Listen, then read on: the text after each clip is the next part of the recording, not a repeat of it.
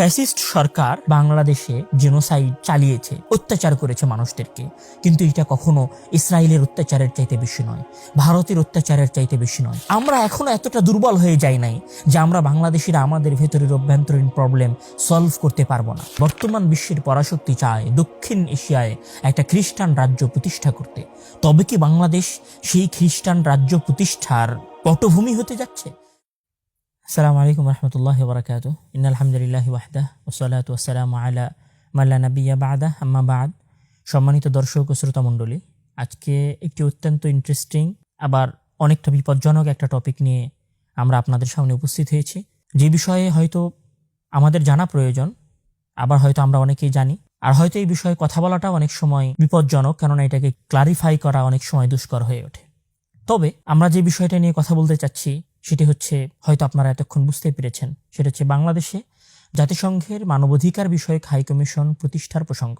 Actually বাংলাদেশে জাতিসংঘের অনেকগুলো অফিসই আছে, যেমন ইউএনডিপি আছে, ডাব্লিউইপি আছে, উইমেনদেরকে নিয়ে, মহিলাদেরকে নিয়ে কাজ করে, এরকম জাতিসংঘের সংস্থাও আছে। কিন্তু এই বিষয়গুলো বাংলাদেশে কোনো সময় আলোচিত না হলেও কেন বাংলাদেশে জাতিসংঘের মানবাধিকার বিষয়ক হাই কমিশন প্রতিষ্ঠা করার প্রসঙ্গটা বাংলাদেশে এত আলোচিত হচ্ছে? নামটা থেকেই আসলে আমরা বুঝতে পারছি যে মানব অধিকার বিষয়ক, মানে যেই দেশে মানুষের অধিকার হরণ করা হচ্ছে ব্যাপকভাবে, সেই দেশে মূলত জাতিসংঘ তার এই অফিসটা প্রতিষ্ঠা করে। এই কথাটা আসতেই আসলে আপনার মাথার মধ্যে কোন দেশের কথাগুলো আসতে পারে যেই দেশে সবচেয়ে বেশি মানবাধিকার লঙ্ঘন হচ্ছে? আপনার কি মনে হয় যে দেশে বিগত 1 থেকে 1.5 বছরের মধ্যে 40 থেকে 50 হাজারেরও অধিক মানুষ নিহত হয়েছে, যাদেরকে নির্মমভাবে হত্যা করা হয়েছে, যাদের মাঝে হাজার হাজার শিশুকে হত্যা করা হয়েছে, তাদের চাইতে অন্য কোথাও এবং অন্য কোনো দেশে মানুষ বেশি নির্মমতার এবং বেশি মানবাধিকার লঙ্ঘন হয়েছে বলে আপনাদের মনে হয়? আরো একটু স্মরণ করিয়ে দেই আপনাদেরকে, আজ থেকে কয়েক বছর পূর্বে যখন বার্মায় রোহিঙ্গাদেরকে কচুকাটা করে নির্মমভাবে হত্যা করা হচ্ছিল, তখন কি পৃথিবীতে কারো পক্ষ থেকে মানবাধিকার লঙ্ঘন হচ্ছে মর্মে কথা উঠে সেইটা নিয়ে কেউ মাথা ঘামানোর চেষ্টা করেছিল? ঠিক একইভাবে যখন পৃথিবীর আরো বিভিন্ন মুসলিম অঞ্চলগুলোতে মুসলমানদেরকে নির্মমভাবে বিভিন্ন অজুহাতের মাধ্যমে হত্যা করা হচ্ছিল, তখন কি সেই দেশগুলোতে মানবাধিকার লঙ্ঘন হয় নাই? যদি মানবাধিকার সেই দেশগুলোতে লঙ্ঘন হয়ে থাকে, তাহলে আসলে সেই দেশগুলোতে জাতিসংঘের কাজ কি ছিল?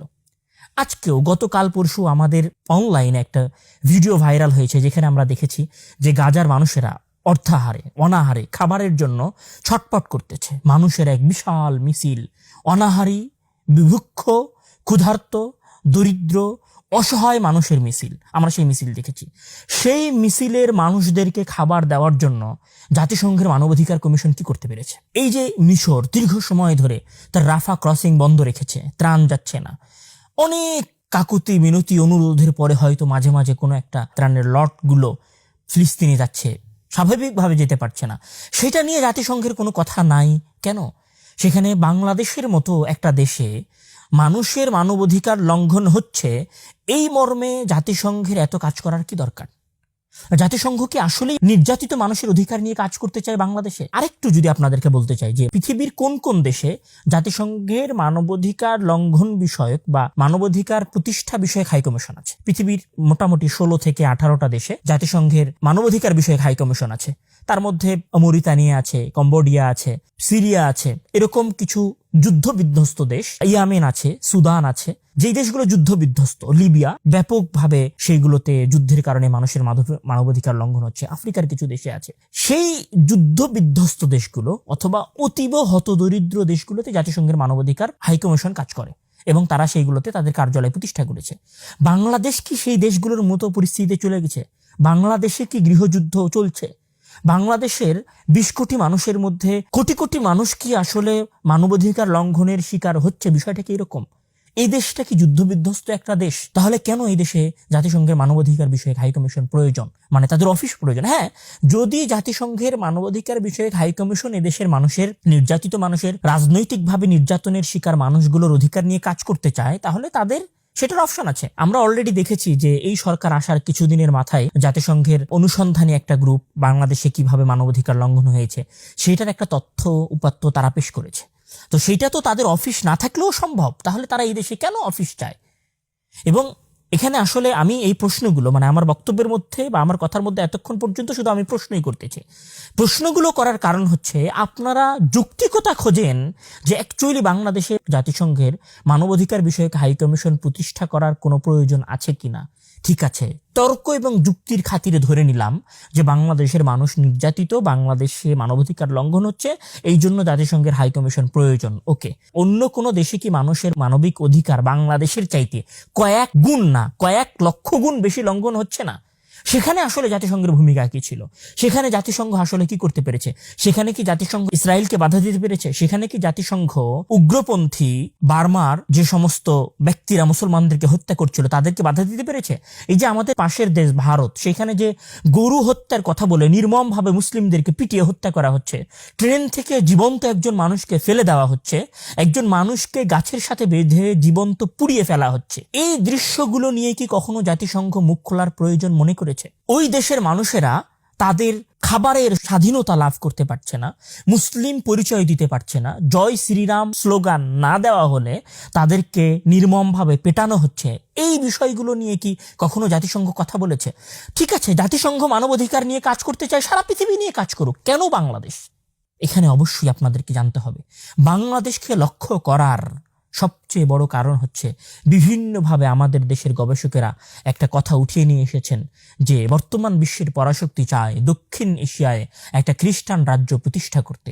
তবে কি বাংলাদেশ সেই খ্রিস্টান রাজ্য প্রতিষ্ঠার পটভূমি হতে যাচ্ছে, যেখান থেকে সেই খ্রিস্টান রাজ্য প্রতিষ্ঠা করার সকল কার্যক্রম পরিচালনা করা হবে? নাকি আসলে বাংলাদেশ থেকে মানবাধিকারের কথা বলে 2007 সালে যে বাংলাদেশের উপজাতিদেরকে আদিবাসী হিসেবে প্রতিষ্ঠা করে যে রিপোর্ট প্রকাশ করা হয়েছিল, সেই রিপোর্টটাকে আরো মজবুত করার প্রচেষ্টা চালানো হচ্ছে?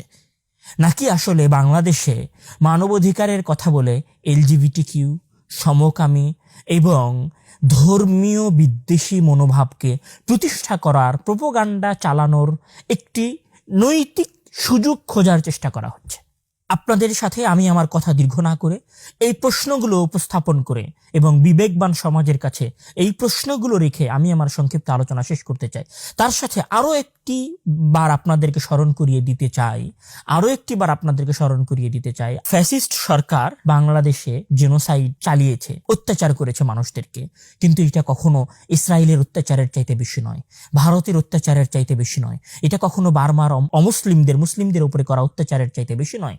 হ্যাঁ, এখানে আরো একটা বিষয় আছে, আমরা এখনো এতটা দুর্বল হয়ে যাই নাই যে আমরা বাংলাদেশিরা আমাদের ভেতরের অভ্যন্তরীণ প্রবলেম সলভ করতে পারবো না। ফ্যাসিস্ট লীগের মতো অত্যাচারী জালেমকে প্রতিহত করেছি, আমাদের দেশে আসা ফ্যাসিজমকে আমরা প্রতিহত করতে পারবো, এইরকম পরিবেশে আমরা এখনো আছি।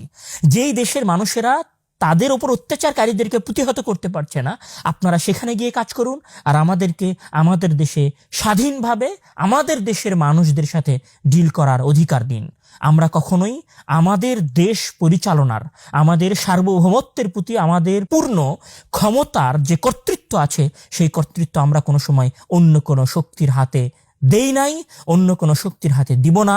আমরা আমাদের সীমান্ত ঘেঁষা পরাশক্তির সামনে যদি মাথা অবনত করে না থাকি, তাহলে 1000 মাইল দূরে থাকা অন্য আর এক পরাশক্তির সামনে আমরা মাথা নত করিনি, আমরা মাথা নত করব না।